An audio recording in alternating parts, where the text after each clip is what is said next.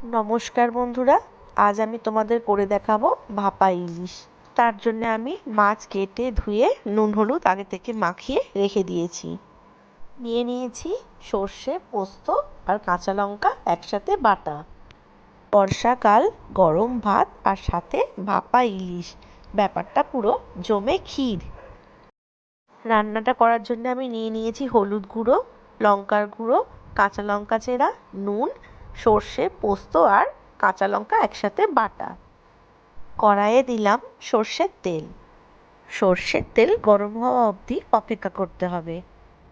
সর্ষের তেল গরম হয়ে গেছে, এরপর এর মধ্যে দিয়ে দেবো সর্ষে, পোস্ত, কাঁচা লঙ্কা একসাথে বাটা।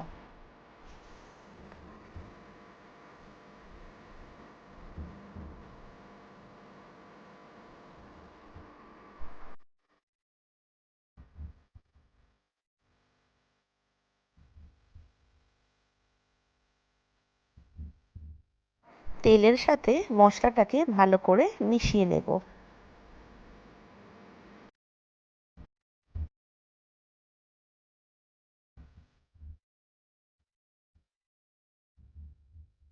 এরপর ওর মধ্যে দিয়ে দেবো হলুদ গুঁড়ো, পরিমাণ মতো লঙ্কা গুঁড়ো,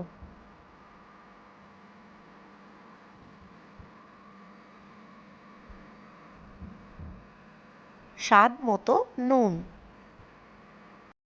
সব মশলাগুলো যাতে একসাথে ভালোভাবে মিশে যায় তার জন্য দিতে হবে পরিমাণ মতন অল্প একটু জল। আমাদের মশলা কষানো রেডি।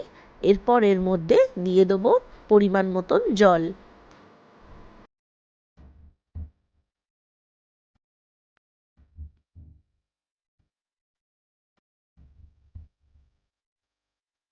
জল ফুটে উঠেছে, এরপর এর মধ্যে দিয়ে দেবো চেরা কাঁচা লঙ্কাগুলো।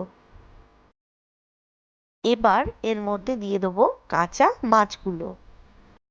সব মাছগুলো ঝোলে দেওয়া হয়ে গেলে উপর থেকে একটা হালকা করে কিছু চাপা দিতে হবে, যাতে মাছের গন্ধটা বেরিয়ে না যায়।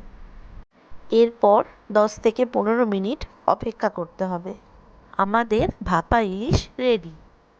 তোমাদের রান্নাটা কেমন লাগলো অবশ্যই জানিও। যদি ভালো লেগে থাকে তাহলে লাইক, কমেন্ট আর শেয়ার করতে ভুলো না। আর যারা এখনও আমার চ্যানেলটা সাবস্ক্রাইব করোনি তারা প্লিজ সাবস্ক্রাইব করে দিও।